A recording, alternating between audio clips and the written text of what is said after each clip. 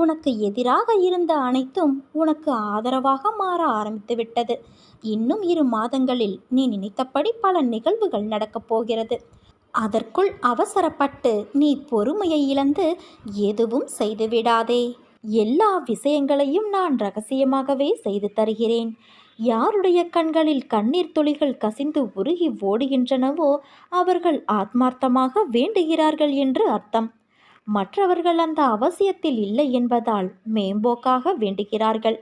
எந்த வெள்ளம் புரண்டு வருகிறதோ அந்த வெள்ளம் வழிகளை உண்டாக்குகிறது. எங்கே நீர்வரத்து இல்லையோ அங்கே வழிகள் உண்டாவது இல்லை.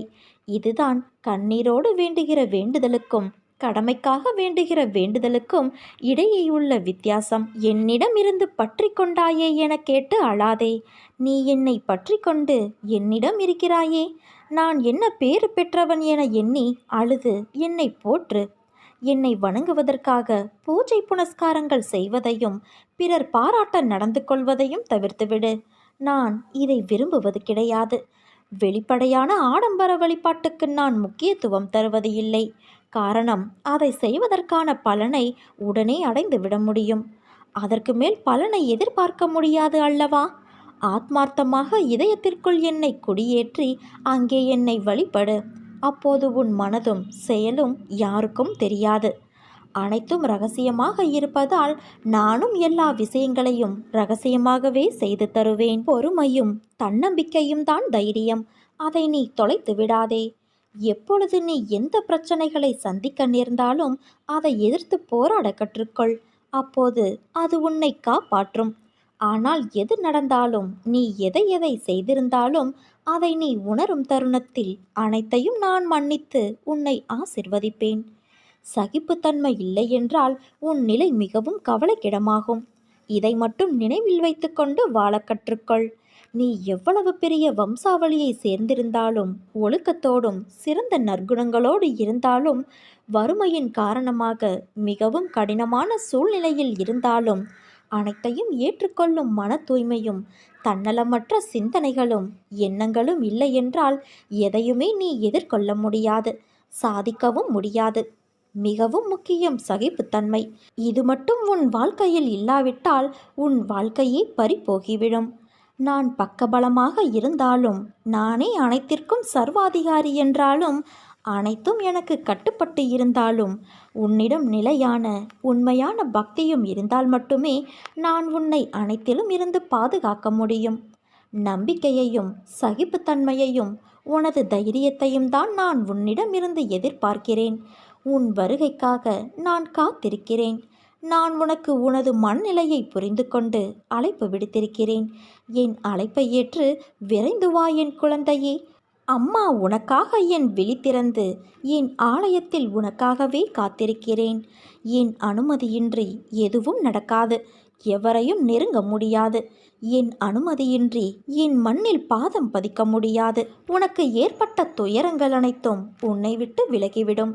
தன்னம்பிக்கையை நீ இழந்து விடாதே. அனைத்தும் விரைவில் மாறப்போகிறது. நீ எதற்கும் பயப்படாதே, கலங்காதே. என் ஆலயத்திற்கு வந்து ஒரு முறை என்னை தரிசித்து விட்டு போ. என் பக்தன் நல்லவனோ கெட்டவனோ அவன் என்னுடையவன்.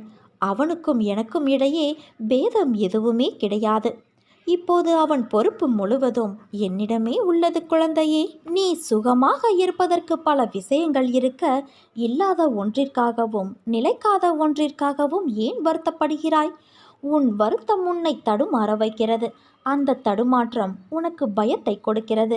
பயமே உன்னை மெல்ல மெல்ல கொன்று கொண்டு இருக்கிறது. உன் முகத்தை இறுக்கமாக்கி நோயாளியைப் போல காட்டிக்கொண்டு இருக்கிறது. உன் சிந்தனை உன் நம்பிக்கையை சிதைத்து வருகிறது. இப்படி ஒவ்வொன்றையும் மனதிற்கு உகந்ததாக ஏற்றுக்கொள்ளாமல் மனதிற்கு உளைச்சல் தரும் விஷயங்களை நீயாக தேர்வு செய்து தத்தளித்து கொண்டு இருக்கிறாய். நான் என்று உன்னை கைப்பிடித்தேனோ அன்று முதல் இன்று வரை நீ கேட்டாலும் கேட்காவிட்டாலும் உனக்கு நன்மை மட்டுமே செய்து வருகிறேன். நான் அடிக்கடி கூறுவது போல நீ எதற்கும் கலங்காதே, திகைக்காதே, தைரியமாக இரு என் செல்வமே. இந்த விஷயங்கள் எல்லாம் உன்னை என்னோடு மிக இறுக்கமாக இணைப்பதற்காகவே நடந்தவை. உன்னை முன்னும் பின்னும் பக்கவாட்டிலும் எல்லா திசைகளிலும் இருந்து நான் பாதுகாக்கின்றேன். என் மீது நீ நம்பிக்கை வை. உன் கோரிக்கைகளை நிறைவேற்றி பிரார்த்தனை அனைத்திற்கும் பதில் தரவே நான் அவதரித்து இருக்கிறேன். ஒவ்வொருவரும் வாழ்க்கையில் நடக்கும் பிரச்சனைகளை எதிர்கொண்டு போராடி வருகிறார்கள். எல்லோரும் கஷ்டங்களை அனுபவித்து வாழ்வது கிடையாது. துன்பங்கள் எவ்வளவு வந்தாலும் அதை மனதிற்குள் எடுத்துச் செல்லக்கூடாது. சந்தோஷம் எவ்வளவு வந்தாலும் அதை தலைக்கு எடுத்துச் செல்லக்கூடாது. அது தலைக்கணத்தை கொடுத்து குனிய வைக்கும். உப்பும் சர்க்கரையும் பார்க்க ஒரே நிறம்தான், ஆனால் அதன் சுவை மாறுபடுகிறது அல்லவா? அதே போலத்தான் இன்பமும் துன்பமும் இரண்டும் ஒன்றுதான். அதன் விளைவுதான் உன் வாழ்க்கையில் உனக்கு ஏற்படும் சுவை. அதனால் எதையும் மனதிற்குள் வைத்து புழுங்காதே. அது உன்னை மேலும் அழுத்தும். அது உன்னை நிம்மதியாக வாழ விடாது. அதனால் என்றும் என் பிள்ளையான நீ நிம்மதியோடு இருக்கவே நான் ஆசைப்படுகிறேன். நிச்சயம் நல்ல வாழ்க்கையை உனக்கு அமைத்து கொடுப்பேன் குழந்தையே. உன் எதிர்காலம் பொற்காலமாக அமையும். உன்னை என் அன்பு குழந்தைகளில் ஒருவனாக ஏற்றுக்கொண்டேன். நான் என்ன செய்தாலும் அது உன் நன்மைக்கு மட்டுமே என்பதை நீ நினைவில் வைத்துக்கொள். எதை எப்பொழுது செய்து தர வேண்டுமோ அப்பொழுது நான் அதை கண்டிப்பாக உனக்கு நிறைவேற்றி தருவேன். அந்த நம்பிக்கை உனக்கு இருந்தால் என்னால் செய்ய முடியாத காரியம் என்று எதுவுமே இருக்க முடியாது. வாழும் நாட்கள் எப்படி இருக்க வேண்டும் என்று நீ என்றைக்காவது யோசித்து இருக்கிறாயா? அப்படி நீ யோசிக்க ஆரம்பித்தால் உன் வாழ்க்கையில் வெறுப்பையும் வெறுமையையும் உணர்ந்திருக்க மாட்டாயே. வாழ்க்கையில் நினைத்தது எல்லாம் கிடைத்துவிட்டால் உன் வாழ்க்கையின் சுவை எப்படி இருக்கும் என்று யோசித்துப்பார். நீ நினைப்பவையெல்லாம் நல்லதும் இருக்கும், கெட்டதும் இருக்கும். அவைகள் எல்லாம் உன் வசம் கிடைத்தால் நீ திருப்தி அடைவாய். ஆனால் உன்னை சுற்றி உள்ளவர்களுக்கு அது பாதகமாக இருக்கும் என்ற யோசனையே உனக்கு வராது.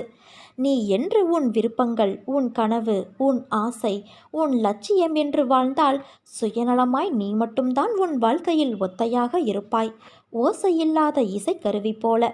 முதலில் ஏன் இப்படி என்னை படைத்துள்ளீர்கள் என்று என்னிடம் நீ முறையிடுவதை நிறுத்து. உன்னிடம் நிறைய திறமைகள் உள்ளது, ஆனால் அதை செயல்படுத்த தெரியவில்லை. வாழ்க்கையில் உள்ள கஷ்டம் என்ற ஒன்றையே நினைத்து அதில் தேங்கி நின்று முன்னேறாமல் சோம்பேறியாக இருந்தால் வாழ்க்கையில் நீ நின்று கொண்டேதான் இருப்பாய். நேரங்களும் நிமிடங்களும் போய்கொண்டேதான் இருக்கும். வாழ்க்கையில் முதலில் உனக்கு எது தேவையுள்ளது, எது தேவையில்லாதது என்று பட்டியலிடு. தேவையுள்ளவற்றை முன்னே நிறுத்து. அதற்கான முக்கியத்துவத்தை கொடு. அதற்காக உழைத்து போராடு. நிச்சயம் எல்லா விஷயத்திலும் நீ முக்கியமாக திகழ்வாய். உன்னோடுதான் உன் அன்னையான நான் இருக்கிறேனே. என் பரிபூரண அருளும் அன்பும் பெற்ற என் செல்ல குழந்தையல்லவா நீ. நீ ஜெயமாக நன்றாக எல்லா செல்வ வளங்களையும் பெற்று சீரும் சிறப்புமாய் நல்ல பெயரோடு சுபிட்சமாக வாழப்போகிறாய். சிறு வயதிலிருந்தே உன் மனதில் பதிந்த கஷ்டங்களால் எதிர்காலம் பற்றிய பயம் எப்போதும் உனக்குள் ஓடிக்கொண்டு இருக்கிறது. உன் வாழ்க்கையை மாற்றும் சக்தி உன்னிடம் இருந்தாலும் இந்த பயம் மட்டும் உன்னை தொடர்ந்து கொண்டே இருக்கிறது. ஆனால் உன் எதிர்காலம் சிறப்பான ஒன்றாக நிச்சயமாக இருக்கப் போகிறது. அதை என்னால் காண முடிகிறது. உன்னால் அதை உணர முடியாமல் போக பயமே காரணமாக உள்ளது. அஞ்சாதே. நல்லவர்களுக்கு வரும் சோதனையெல்லாம் அவர்களை எதிர்காலத்திற்காக பலப்படுத்தி வெற்றி பெற வைப்பதற்கு. நீ நிச்சயமாக வெற்றி பெறுவாய் குழந்தையே. இதுவரை உன்னுடைய பிரச்சனைகளை தீர்க்க வழி தெரியாமல் தவித்த நீ நிவாரணம் தேடி எவ்வளவோ இடங்களை சுற்றிவிட்டாய். இப்போது நீங்கள் என்னை காப்பாற்றுவீர்கள் என நம்புகிறேன். என்னுடைய இப்போதைய பிரச்சனை எப்படி இருந்தாலும் உங்கள் அருளால் அவை அனைத்தும் காணாமல் போய்விடும் என்பதை நான் முழுமையாக நம்புகிறேன் என்று என் மீது நீ விசுவாசம் வைத்திருக்கிறாய். உன்னை நான் எப்படி கைவிடுவேன் சொல்? என் மீது நீ மாறாத விசுவாசம் வைத்திருக்கிறாய். நான் உன்னை ஏமாற்ற மாட்டேன் குழந்தையே. இந்த பிரச்சனையிலிருந்து உன்னை நிச்சயம் நான் விடுவித்து விடுவேன்.